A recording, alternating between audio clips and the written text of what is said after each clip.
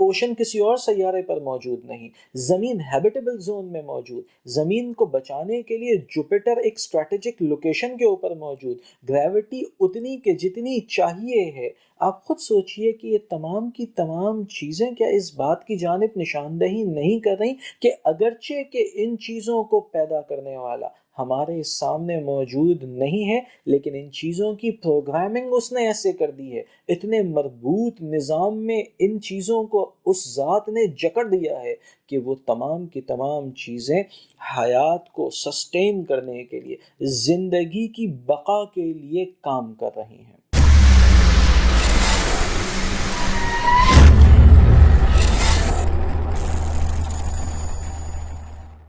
الحمدللہ وحدہ والصلاة والسلام علی من لا نبی بعد۔ السلام علیکم ورحمۃ اللہ۔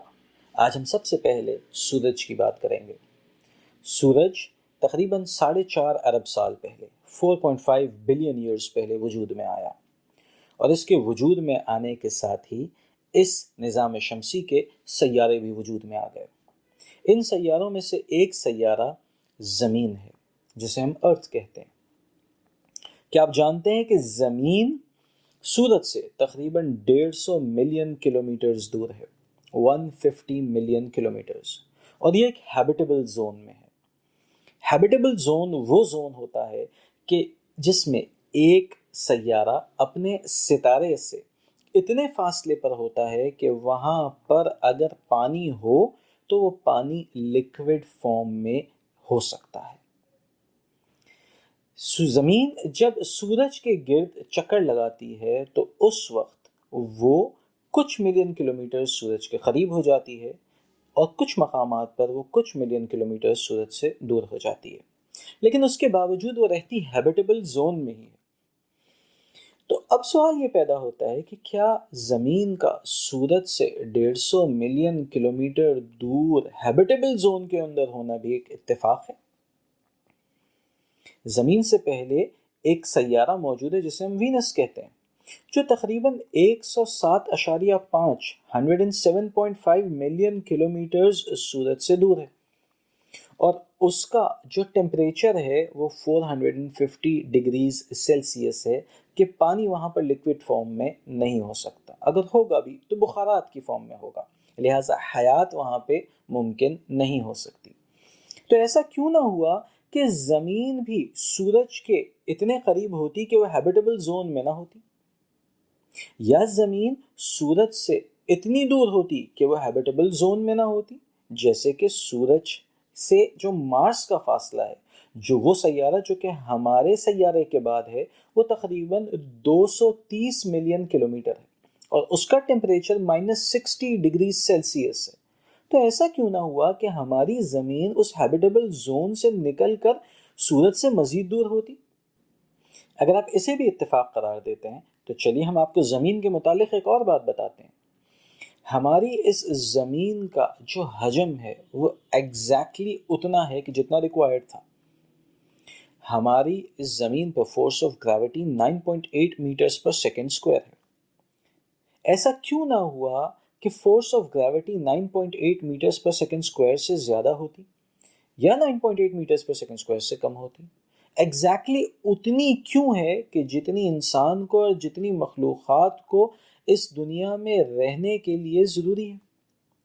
اگر زمین کی force of gravity 9.8 matters per second square سے زیادہ ہو جاتی تو ہمارے لیے زمین پر چلنا مشکل ہو جاتا، مخلوقات کے لیے زمین پر ٹھہرنا مشکل ہو جاتا، اور اگر 9.8 میٹرز پر سیکنڈ اسکوائر سے کم ہوتی تو ہم ہر وقت تیرتے رہتے، ہمارے لیے پھر چلنا دو بھر ہو جاتا۔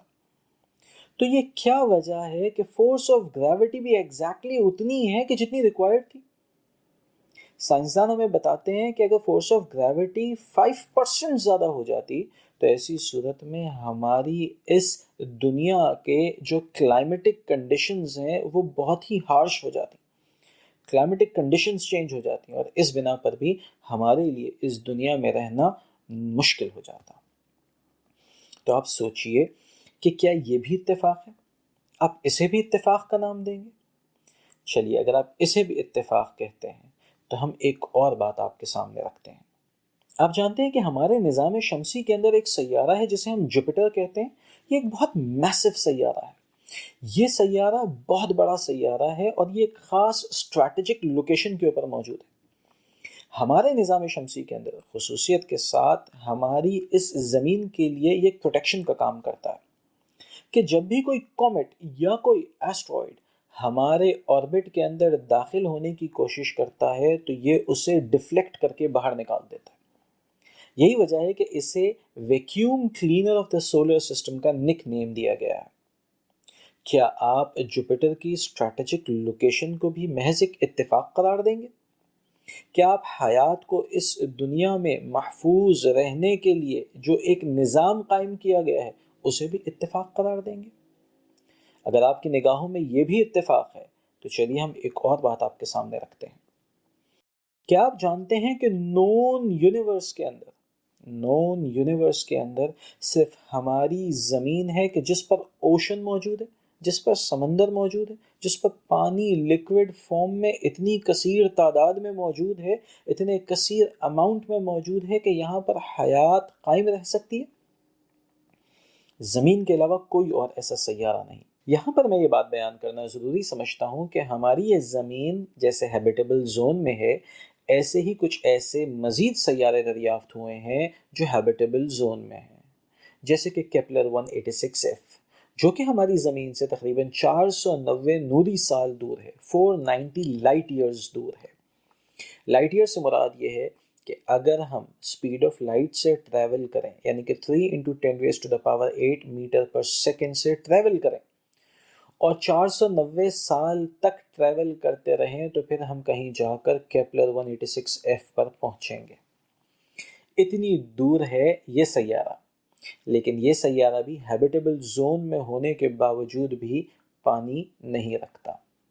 لہٰذا ضروری نہیں ہے کہ کوئی سیارہ ہیبیٹیبل زون میں ہو اور وہاں پر پانی بھی موجود ہو. تو پھر آپ اور میں اسے اتفاق کیسے کہہ سکتے ہیں؟ یہ اتفاق ہرگز نہیں ہے. لیکن اگر آپ اسے بھی اتفاق کہتے ہیں تو ہم آپ کو ایک اور بات بتاتے ہیں، اور وہ یہ ہے کہ ہماری اس دنیا کے علاوہ نون یونیورس میں کہیں اور آکسیجن موجود نہیں ہے. آپ کہہ سکتے ہیں کہ ایک سیارہ ہے جو کہ HD209 سم تھنگ کر کے اس کا نام ہے، اس سیارے کے اوپر آکسیجن پائی جاتی ہے. تو بالکل اس سیارے کے اوپر آکسیجن ضرور پائی جاتی ہے، لیکن سائنسدان ہمیں بتاتے ہیں کہ وہاں پر بھی آکسیجن کے ہونے کے باوجود بھی حیات ممکن نہیں ہے. Existence of life is not possible. اس کا مطلب یہ ہوا کہ صرف آکسیجن کا ہونا بھی یہ حیات کے لیے کافی نہیں. پھر آپ یہ دیکھیے کہ جو آکسیجن ریکوائرڈ ہے، جتنی اماؤنٹ میں ریکوائرڈ ہے اس دنیا میں، اس ارتھ پر، اتنی آکسیجن کو پیدا کر دیا گیا ہے. کیا یہ بھی اتفاق ہے؟ کیا آپ اسے بھی اتفاق کا نام دیں گے؟ یہ تمام کے تمام اتفاقات نہیں ہیں. اس بات کو میں آپ کو ایک کیلکولیٹر کی مثال سے سمجھاتا ہوں. آپ کے پاس ایک سائنٹیفک کیلکولیٹر ہو کہ جسے آپ کچھ کمپلیکس کویسچنز کو سالو کرنے کے لیے استعمال کرتے ہیں. جو ہی آپ اس سے کوئی سوال پوچھتے ہیں وہ فوراً آپ کو جواب دے دیتا ہے اور ہر دفعہ آپ کو صحیح جواب دیتا ہے. اور چونکہ یہ کام کیلکولیشنز کا اندر خود بخود ہو رہا ہوتا ہے تو کیا آپ اس نتیجے پر پہنچتے ہیں کہ اس کیلکولیٹر کو بنانے والا کوئی بھی نہیں ہے، اس کے اندر اس پروگرام کو فیڈ کرنے والا کوئی بھی نہیں ہے، اس کی پروگرامنگ کرنے والا کوئی بھی نہیں ہے؟ یقیناً وہ اس نتیجے پر پہنچے گا کہ اس کیلکولیٹر کے پیچھے ایک ماہر شخص کی کاریگری پائی جاتی ہے. ایک ماہر شخص ہے کہ جس نے اپنے شعور سے، اپنے ارادے سے اس کے اندر ایسا پروگرام فیڈ کیا ہے کہ وہ آپ کو سوال پوچھنے کے اوپر صحیح جواب دیتا ہے اور ہر دفعہ صحیح جواب دیتا ہے. بالکل ایسے ہی اس کائنات میں، اس دنیا میں اگر میں اور آپ غور کریں اور دیکھیں کہ اس دنیا کی چیزیں ایک سسٹم کے تحت چلتی چلی جا رہی ہیں اور ہر چیز حیات کے لیے سبب بن رہی ہے، ہر چیز صرف اس دنیا میں حیات کی وجہ بن رہی ہے، تو ہم یہ نہیں کہیں گے کہ یہ کائنات خود بخود چل رہی ہے، یہ دنیا خود بخود چل رہی ہے، بلکہ ہم یہی کہیں گے کہ ایک مربوط نظام کے تحت آپس میں چیزیں ایک دوسرے سے جڑی ہوئی ہیں.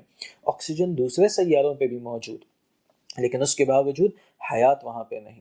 اوشن کسی اور سیارے پر موجود نہیں، زمین ہیبیٹیبل زون میں موجود، زمین کو بچانے کے لیے جوپیٹر ایک اسٹریٹجک لوکیشن کے اوپر موجود، گریوٹی اتنی کہ جتنی چاہیے ہے. آپ خود سوچئے کہ یہ تمام کی تمام چیزیں کیا اس بات کی جانب نشاندہی نہیں کر رہی کہ اگرچہ کہ ان چیزوں کو پیدا کرنے والا ہمارے سامنے موجود نہیں ہے، لیکن ان چیزوں کی پروگرامنگ اس نے ایسے کر دی ہے، اتنے مربوط نظام میں ان چیزوں کو اس ذات نے جکڑ دیا ہے کہ وہ تمام کی تمام چیزیں حیات کو سسٹین کرنے کے لیے، زندگی کی بقا کے لیے کام کر رہی ہیں.